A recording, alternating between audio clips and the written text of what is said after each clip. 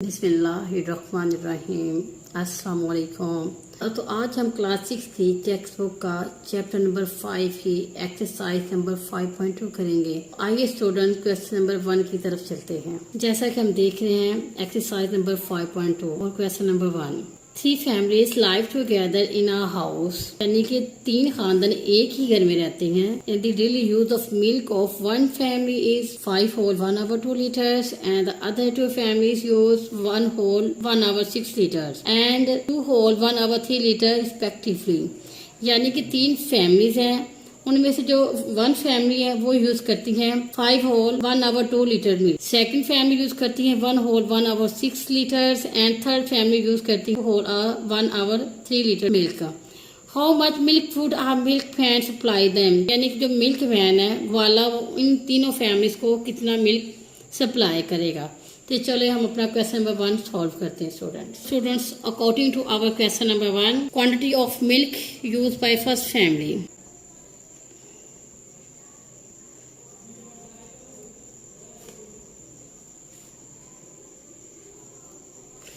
Quantity of milk used by first family is equal to 5 whole 1 hour 2 liters.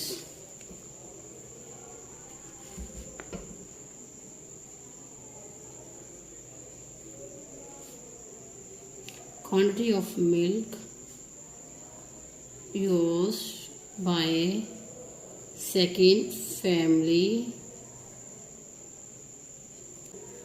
is equal to 1 whole 1 hour 6 liters.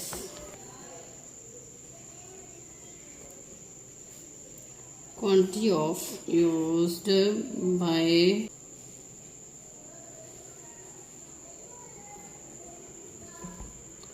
is equal to 2 whole 1 hour 2 liters.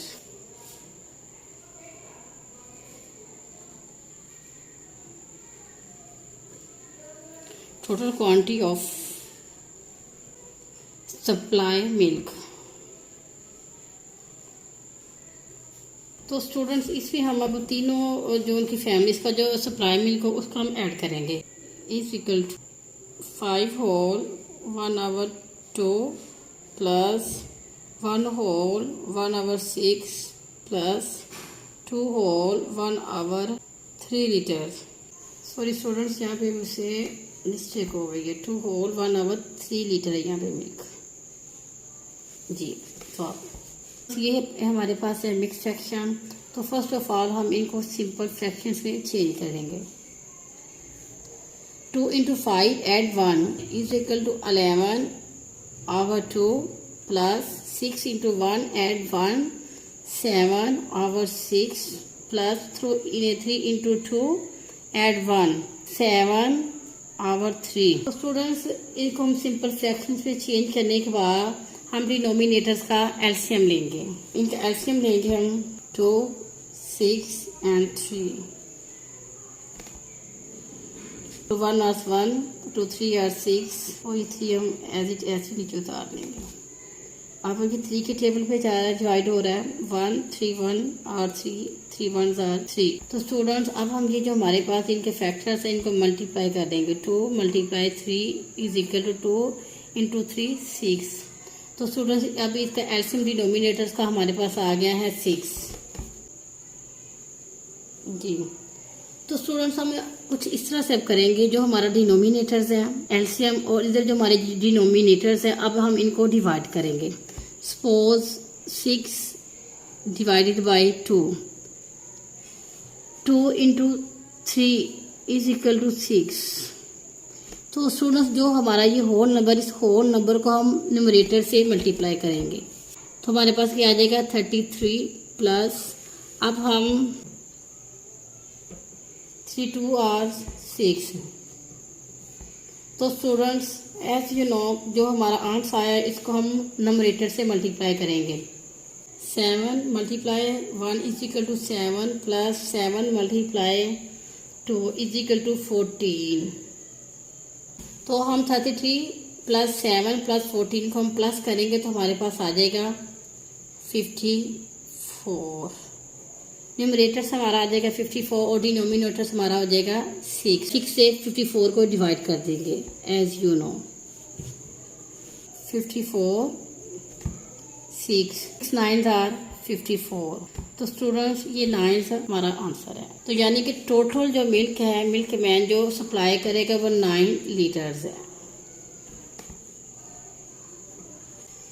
तो students अब हम चलते हैं अपने question number 2 की। तो student question number 2 हमारा कुछ इस तरह से है। Nushin bought 12 metres cloth from the market. Nushin 12 metres cloth market से परचेज करती है। She use half of the cloth for her suit.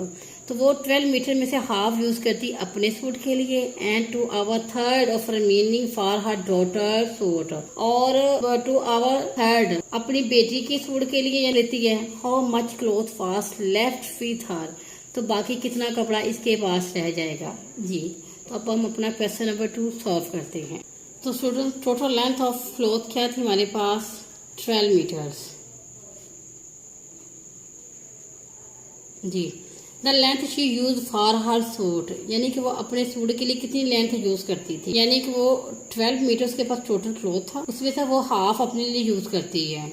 तो हम 2 से डिवाइड कर देंगे 12 को, तो हमारे पास क्या आ जाएगा 6। यानी कि उसके पास जो बाकी कपड़ा है वो भी फिलहाल 6 मीटर है।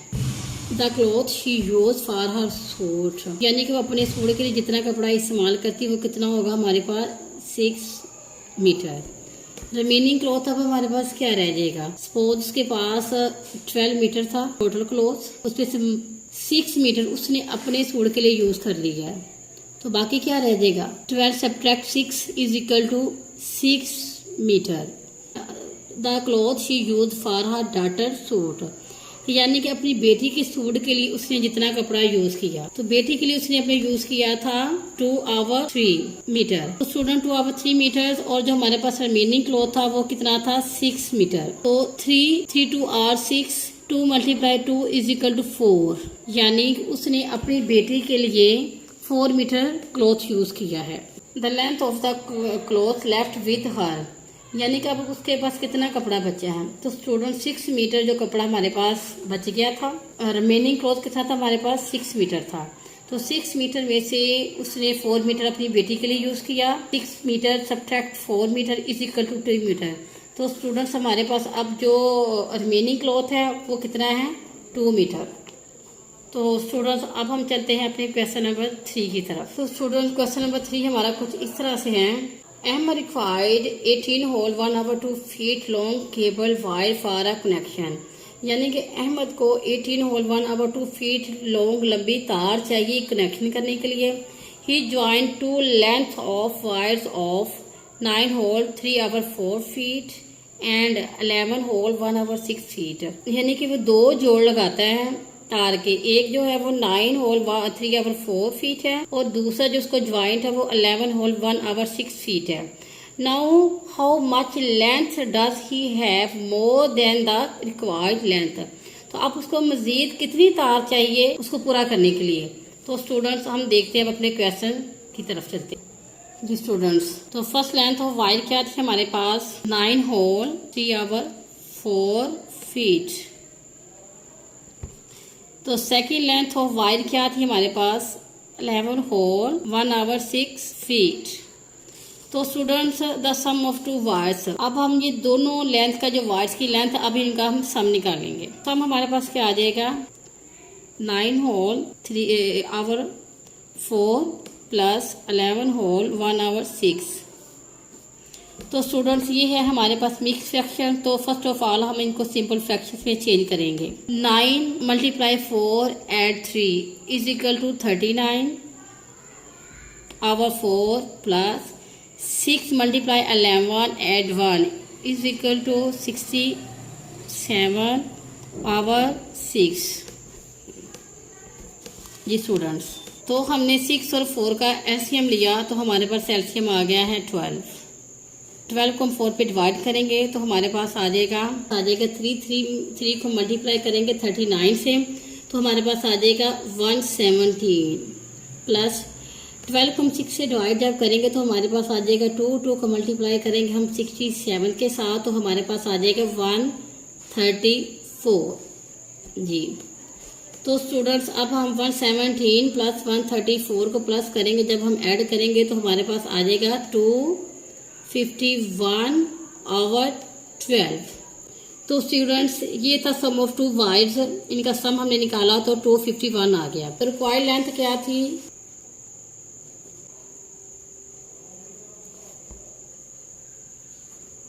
रिक्वायर्ड लेंथ हमारे पास क्या आ जाएगी अब 251/12 माइनस 18 और 1/2। तो स्टूडेंट्स ये थी टोटल वायर, ये हमारे पास जो 2 जॉइंट थे वो। अब हम टोटल वायर में से इसको हम माइनस कर देंगे तो जो बाकी लेंथ रह जाएगी यानी कि वो उसको फर्दर अभी और चाहिए। तो students 251/12 minus 2 into 18 and 1 is equal to 37/2।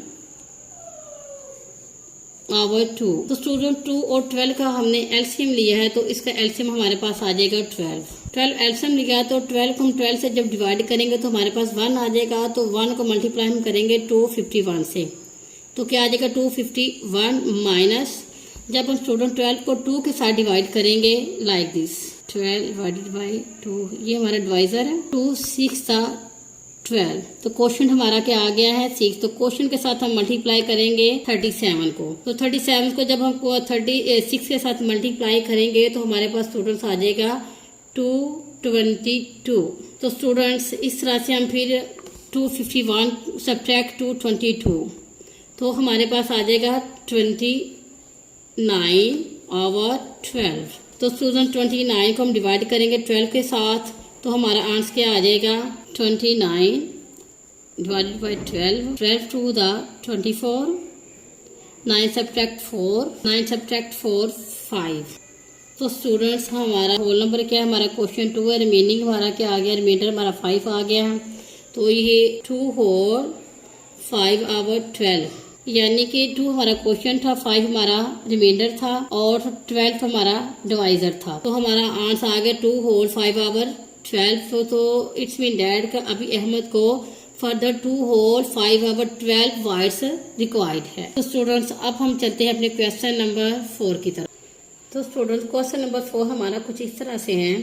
Salim salary is ₹12,000। Salim की सैलरी वो 12,000 है। He gave 1/12 of he salary as arm.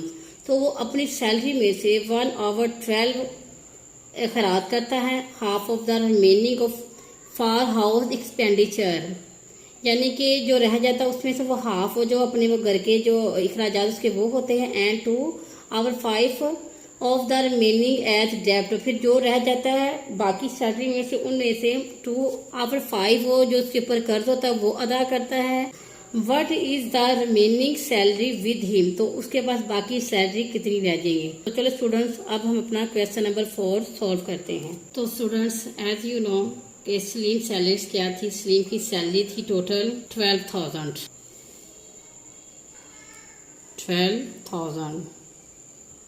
ये तो सलीम की सैलरी क्या थी 12,000।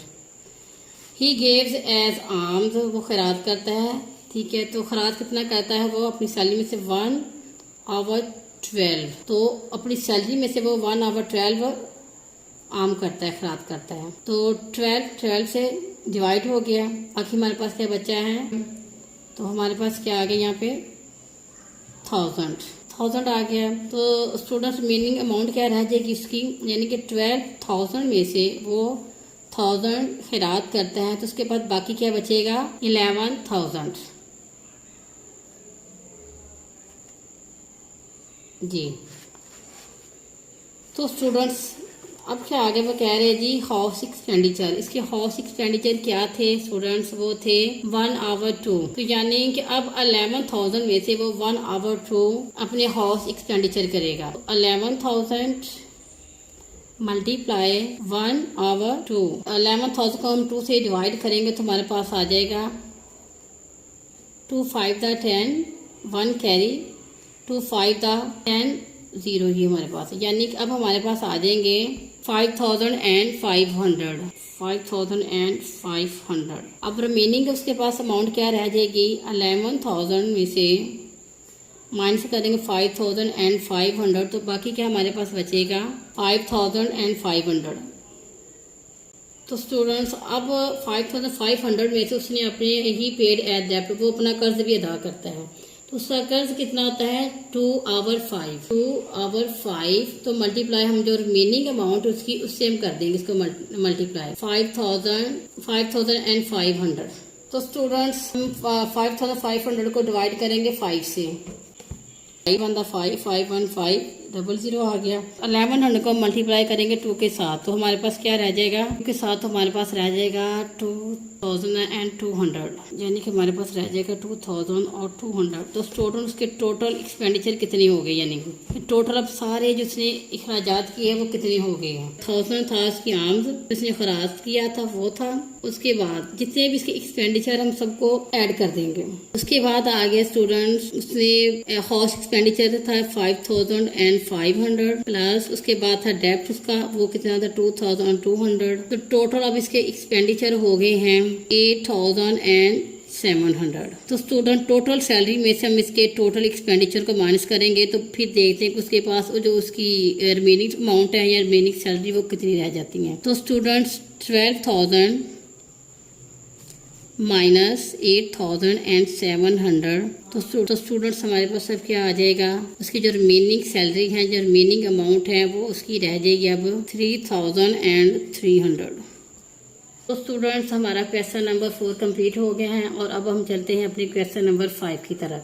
तो हमारा क्वेश्चन नंबर 5 ये, तो स्टूडेंट क्वेश्चन नंबर 5 हमारा कुछ इस तरह से कि A person is walking with the speed of 1 hour 8 km/h. How much time does he require to reach a goal at the distance of 5 hour 16 km? यानी कि एक आदमी है जो कि 1 hour 6 km/h उसकी स्पीड है, तो यानी कि जो उसका रिक्वायर्ड डिस्टेंस 5 hour 16 किलोमीटर तक जाने के लिए उसको यानी कि कितना टाइम लगेगा, रिक्वायर्ड टाइम उसका यानी क्या होगा। तो हमें अब यहाँ पे डिफाइन करना है रिक्वायर्ड टाइम। तो स्टूडेंट्स क्वेश्चन नंबर हमारा 5 कुछ इस तरह से है, speed of a man is equal to 1 hour 8 km/h। तो टोटल डिस्टेंस क्या था हमारा, टोटल डिस्टेंस था हमारा 5 hour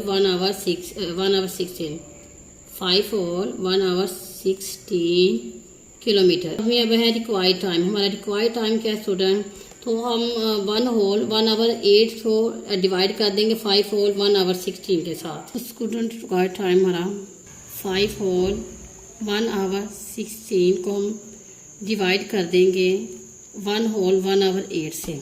तो as you know students these are mix fraction, तो हम इनको सिंपल फ्रैक्शंस में पहले चेंज करेंगे। 16 into 5 add 1 81 hour 16 divided by 8 into 1 add 1 9 hour 8 81 hour 16। As you know students divided को कन्वर्ट करते हैं मल्टीप्लाई में, तो हमारा जो डिनोमिनेटर है वो चेंज हो जाता है न्यूमरेटर्स में, और जो नंबरेटर होता है वो हमारा चेंज होता हो जाता है डिनोमिनेटर में। तो हमारा जो डिनोमिनेटर वो बन जाएगा नंबरेटर 8, जो हमारा नंबरेटर था 9 वो हमारा बन जाएगा डिनोमिनेटर। तो स्टूडेंट्स अब हमारा जो 81 है वो 9 से डिवाइड हो रहा है, 9 1s are 9 9 9s are 81। इसी तरह से हमारा स्टूडेंट 16 जो डिवाइड हो रहा है 8 से, तो 8 1s are 8 8 2s are 16। तो स्टूडेंट्स 9 मल्टीप्लाई 1 आवर 2 मल्टीप्लाई 1। तो स्टूडेंट्स अब हम 9 को डिवाइड करेंगे, 9 divided by 2 2 4 hours 8 9 subtract 8 1। Student 4 हमारा क्वोशंट है, 1 हमारा रिमाइंडर है और 2 हमारा डिवाइजर है। तो इस तरह से हमारा होल नंबर 4 है, यानी 4 होल 1 hour 2। स्टूडेंट्स हमारा रिक्वायर्ड टाइम होगा 4 होल 1 hour 2। तो इस तरह से क्वेश्चन नंबर 5 हमारा कंप्लीट हो गया है।